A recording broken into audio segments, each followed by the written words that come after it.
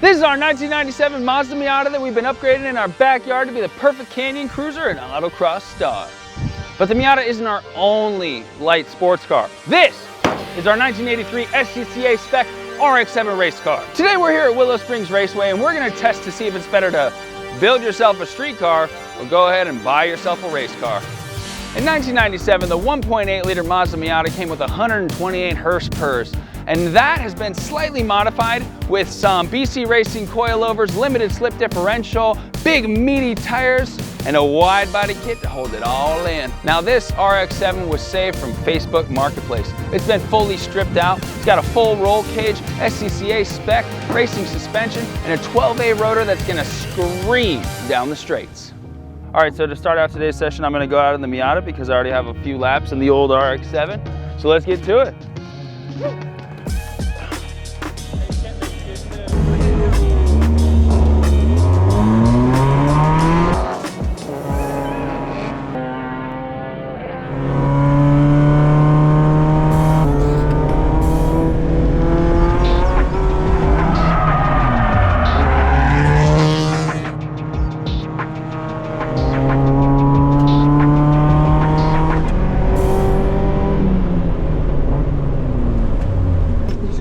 Radiator out, radiator out.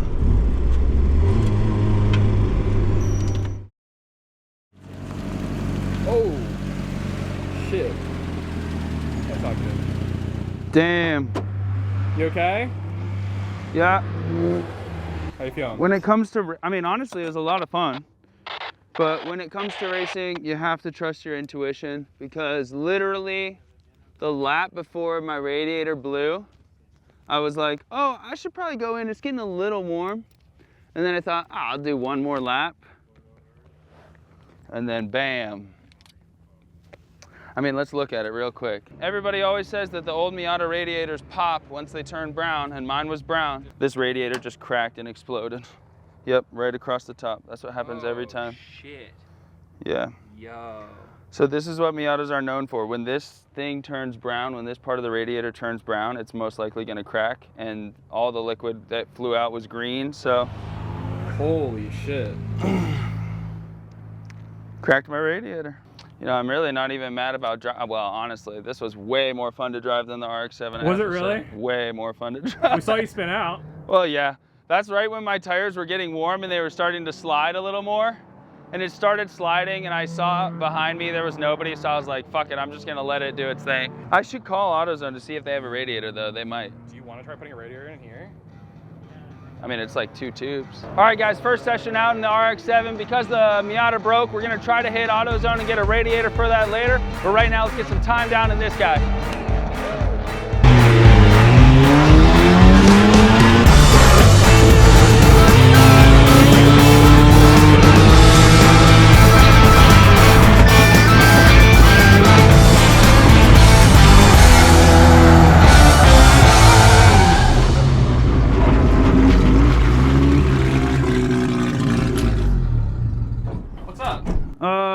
I just downshifted too late going into the big bank. You know?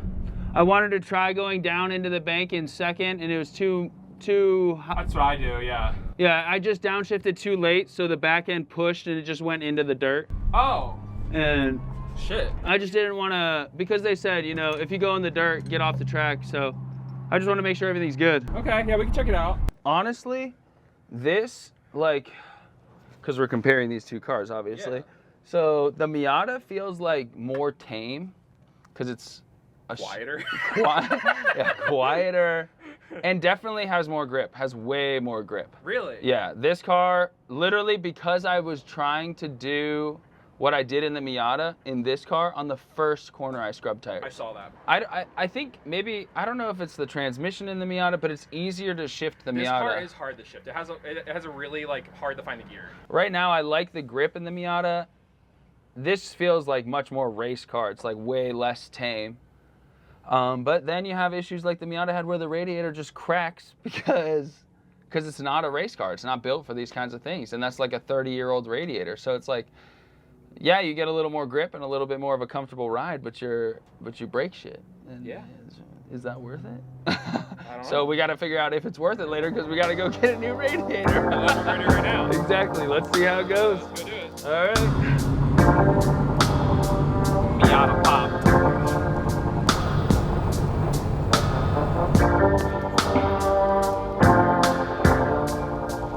All right. Let's see if this works. Don't break it when you throw it in there.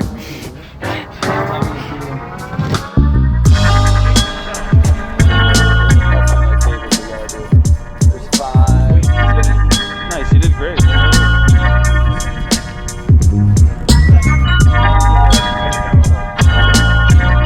Thank you, Barry. Hit crew.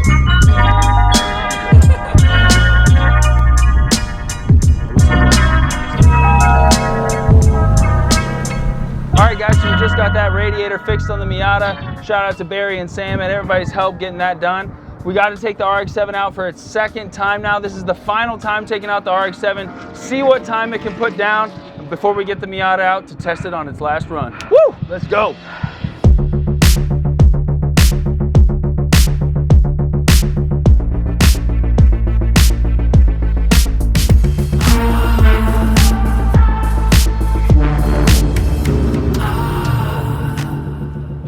Yeah, that was good. That was really good, honestly.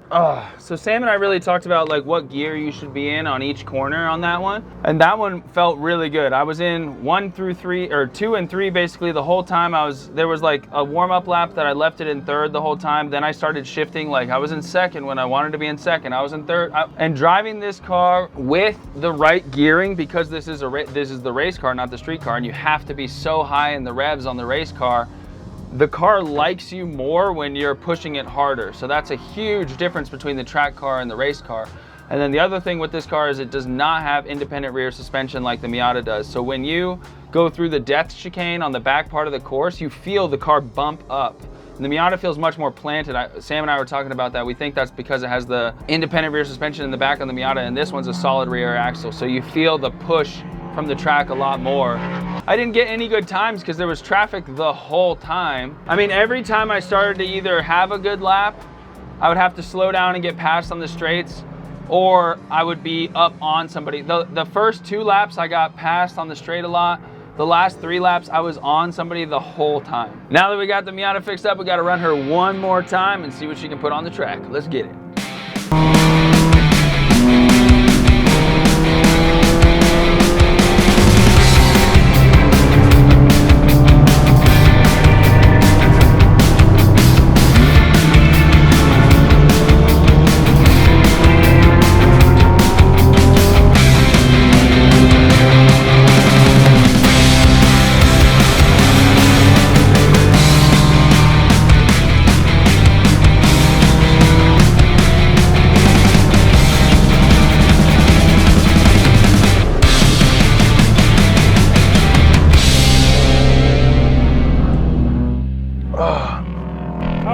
That was great.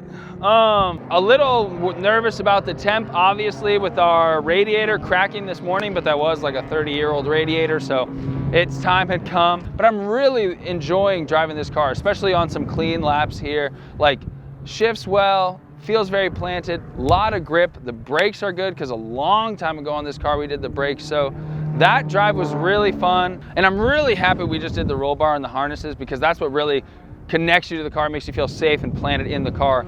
And then you got those big meaty tires that keep you planted on the ground. It was an awesome experience. All right, so it's the end of our test day, and ladies and gentlemen, it's been a terrific one. But we did notice a lot of differences between these cars. Obviously, at the beginning of the day, we said, would you rather buy a street car or should you just go get yourself a race car? And I think for the cost of these, we spent about $8,500 on the race car, and we spent about 10 grand on the street car. So a price comparison is pretty much the same, and driving comparison is very different. The race car feels like a race car. Like, if you don't have the balls to get into a stripped down car that's gonna make a crap ton of noise, and every time it spits back flames out of the bottom of it, it's gonna shake the whole car and make you feel like you're pooping your pants, don't buy a race car. But if that's the thrill, that's what you're looking for that crazy experience, definitely go for the race car. The street car is more tame on the track, especially we noted earlier with that suspension difference between the two cars. The Miata, the street car, felt more planted, felt more tame, felt more safe, and on top of it, I'm about to drive this guy home. The race car, we had to spend an extra 10 G's on a truck, and Sam's about to truck this race car home. So shout out to the truck that's putting in all the work for us here. But all in all, it was a really great comparison. Both of these cars are pretty neck and neck. It's just the tameness. If you want to go crazy, go buy yourself a race car. But if you want to drive home and maybe take your girl out on a Saturday night, get yourself a street car. There's no wrong option in our book as long as you're racing. I'll catch you later at the next race.